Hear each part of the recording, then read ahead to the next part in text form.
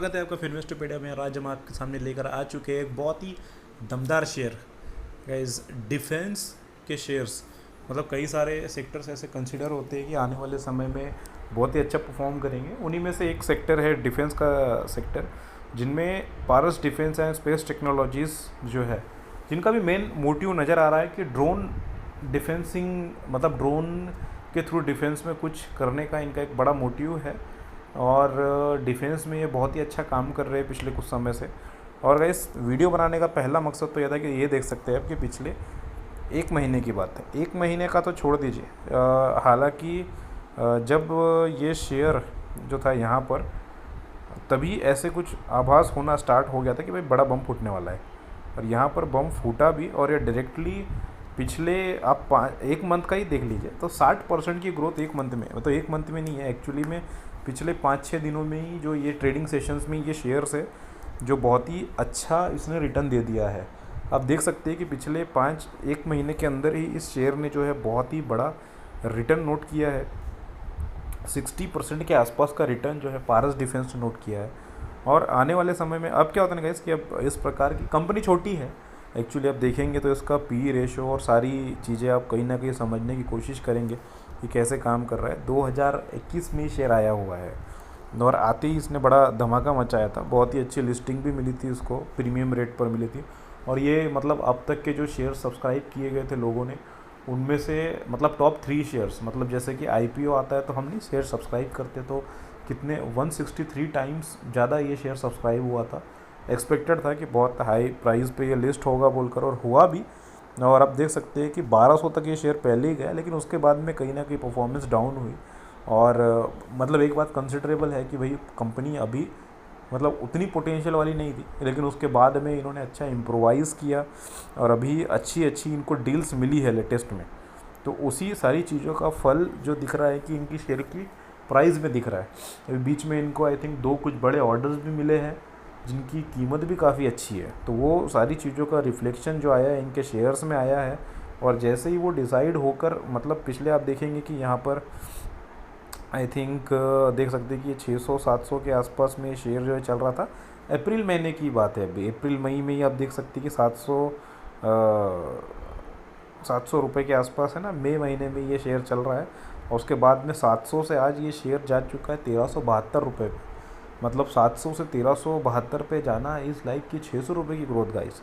और 600 रुपये की growth with in a period of 1 to 1.5 month, है ना। पिछले 1.5 महीने के अंदर ही ये इतनी सारी तेज़ी इस शेयर में देखने के लिए मिली है, जो कि एक बहुत बड़ी बात है गाइस। एक बहुत अच्छा रिटर्न कहीं ना कहीं इसके शेयर में देखने के लिए मिला है पिछले एक महीने में। आप मतलब ऑलमोस्ट आप कंसिडर कर सकते हैं कि 700 रुपये का शेयर जब 1300 रुपये को टच करता है, 600 रुपये प्लस हो गया हो, तो ऑलमोस्ट उसने जो है ग्रोथ दी है वो 85-80% प्लस की ग्रोथ इस शेयर ने पिछले एक महीने में दी है। किसी ने अगर इस शेयर में ट्रेड किया होगा पिछले एक महीने में तो बहुत ही अच्छा मुनाफा बनाया हो।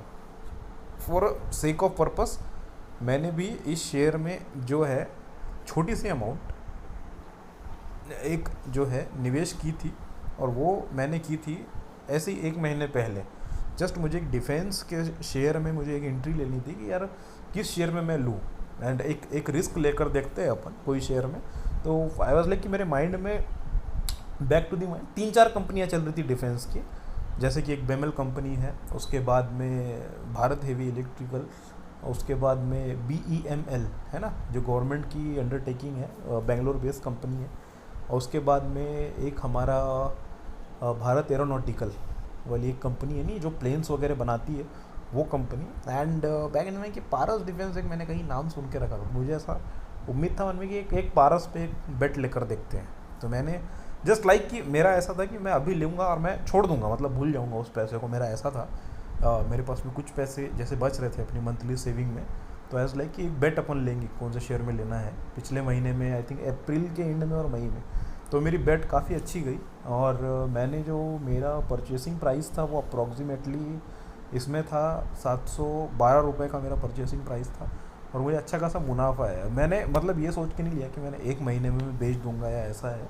आई वॉज लाइक कि ये मेरे पास में कुछ पैसे बच रहे हैं, तो कहीं पर मेरे को मतलब शेयर मार्केट अभी आप समझ सकते हैं कि अपनी जितनी सैलरी है मंथ की, उसमें से एक छोटा अमाउंट ही आपको यहाँ पर निवेश करना है।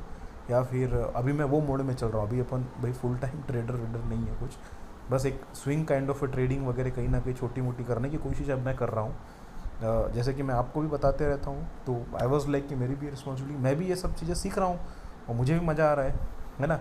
जब तक नुकसान नहीं खाए भाई मज़ा है। कुछ शेयर में मैंने भी निवेश किया कि कुछ शेयर में मुझे भी अच्छा मतलब मुनाफा मिला।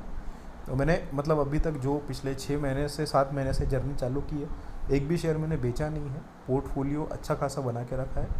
एक 40,000 के आसपास का मेरा पोर्टफोलियो हो चुका है। 5,000 रुपये मेरे पास थे, अमाउंट भी बता, तो मैंने इसमें डाल दिए उठा के पारस में, तो बोलते डाल दिए एंड वो मतलब मुझे अच्छा रिटर्न मिल रहा है कि ऑलमोस्ट अभी 80% प्लस का रिटर्न्स मुझे शेयर पर पिछले 1.5 महीने के अंदर ही मिल चुका है। हालांकि बोला जाए तो पिछले 6-7 दिनों में इसमें बहुत मूवमेंट आई है और मुझे इसका अंदाज़ा नहीं था उस समय। आई वॉज लाइक कि बैक एंड द माइंड था कि भाई पारस एक शेयर है कि डिफेंस का जो फ्यूचर में अच्छा कर सकता है। तो इसलिए कि मैंने एक पोजीशन बना कर रखी अपनी पिछले 1.5-2 महीने के अंदर, और वो पोजीशन का मुझे आज फ़ायदा हुआ। तो मतलब पोजीशन भी अपनी बना कर रखना किसी शेयर में किसी मौके पर, ये बहुत ही मतलब बड़ा मौका है ना। कि अब आज ऐसे कुछ शेयर्स है गाइस जो अंडर परफॉर्म कर रहे हो, अंडर वैल्यूड हो, या जिनमें कुछ आने वाले समय में उस सेक्टर में बूम देखने के लिए मिल सकता है। कई बार ऐसा होता है कि सेक्टर में भी बूम देखने के लिए मिल जाता है। सारे शेयर नहीं परफॉर्म करते, कुछ सेक्टर परफॉर्म कर देते हैं। जैसे कि भाई कोरोना के टाइम पे अपनी भारत की जीडीपी देखी जाएगी तो भाई कोई सेक्टर परफॉर्म नहीं कर रहा था, एग्रीकल्चर कर दिया। दैट इज़ द थिंग कि उसके बाद में कवरिंग भी अच्छी हुई है। और वैसे ही डिफेंस सेक्टर जो है वो आई थिंक आने वाले समय में उसमें बहुत सारी टेक्नोलॉजिकल इनपुट्स, बहुत सारा इनपुट जो है आने वाला है। तो उसी को ध्यान में रखते हुए मैंने पारस डिफेंस में निवेश किया, जिसमें मुझे भी अच्छे रिटर्न मिले। तो दैट इज़ वाई कि मैंने अपनी भी एक छोटी सी जर्नी शेयर की है। आप भी थोड़ा सा एनालिसिस करिए। डिफेंस सेक्टर एक अच्छा सेक्टर माना जा रहा है आने वाले समय में, और जिस प्रकार से हमारे फाइनेंस मिनिस्टर है उन्होंने कुछ बातें बताई है सेक्टर के बारे में, और जिस प्रकार से वो देख रहे हैं इसको, तो वो सारी चीज़ों को ध्यान में रखते हुए डिफेंस सेक्टर में